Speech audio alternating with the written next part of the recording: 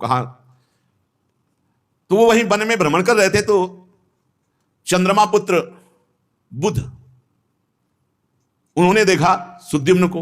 वो तो जानते नहीं थे कि सुद्युम्न है, सुंदर स्त्री, मित्रता हो गई।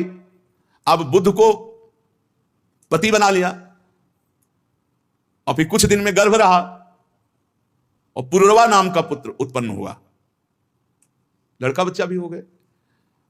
मनुपुत्र राजा सुद्युम्न स्त्री हो गए हैं, ऐसा सुनते ही फिर वशिष्ठ जी का स्मरण किया, क्योंकि वशिष्ठ जी ने इला से सुद्युम्न बनाया था। सुद्युम्न की दशा देखकर वशिष्ठ जी के हृदय में बड़ी कृपा उत्पन्न हुई। फिर उन्होंने भगवान शंकर की आराधना की कि सुद्युम्न पुरुष बन जाएं। भगवान शंकर प्रसन्न हुए वशिष्ठ जी पर और उन्होंने कहा कि हमारी भी बात असत्य नहीं होगी, इस वन में जो प्रवेश किया वो स्त्री बनेगा और तुम्हारी भी तपस्या व्यर्थ नहीं जानी चाहिए। तो 1 महीने तक ये पुरुष रहेंगे और 1 महीने के बाद स्त्री हो जाएंगे, फिर 1 महीने स्त्री रहेंगे, फिर 1 महीने पुरुष रहेंगे, ऐसा हो सकता है। सुद्युम्न इस प्रकार राज्य का पालन कर सकते हैं।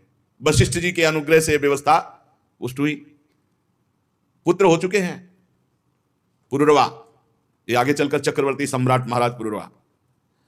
जो ही महीना पूरा हुआ सो पुरुष हो गए, तब वो अपने राज्य में आए। पर 1 महीना राजा बनकर के शासन के, फिर स्त्री बन गए, तो फिर महल में चुपचाप रहना पड़ा। जब प्रजा को ये बात चली तो उन्होंने कहा इसे हमारे अभिनंदन योग्य राजा नहीं, महीना भर राजा बने, महीना भर रानी बने। हाँ, इसलिए प्रजा उनका अभिनंदन नहीं करती। उनके 3 पुत्र हुए, उत्कल, गय और विमल। ये सब दक्षिणापथ के राजा हुए। बहुत दिनों के बाद ऐसे चलता रहा, 1 महीने पुरुष बनकर राज्य करना और 1 महीने रानी बनकर महल में रहना। सुद्युम्न ने अपने पुत्र पुरुरवा को राज्य दे दिया और स्वयं तपस्या के लिए वन की यात्रा की। जब सुद्युम्न तपस्या करने के लिए वन में चले गए, तब वैवस्वत मनु ने पुत्र की कामना से यमुना जी के पावन तट पर 100 वर्ष तक तपस्या की। इसके बाद उन्होंने संतान के लिए सर्वशक्तिमान भगवान श्री हरि की आराधना की और अपने ही समान 10 पुत्र प्राप्त किए, जिनमें सबसे बड़े महाराज इक्ष्वाकु थे। उन मनपुत्रों में से एक का नाम था प्रशद्र। वशिष्ठ जी ने उनको गाय की रक्षा में नियुक्त किया। अब उस समय कोई बिजली तो थी नहीं, तो अंधेरे में गाय के झुंड में एक बाघ घुस गया, तो गौएं रम्हाने लगी, उठ के खड़ी हो गई, भागने लगी। एक गाय को बाघ ने पकड़ लिया।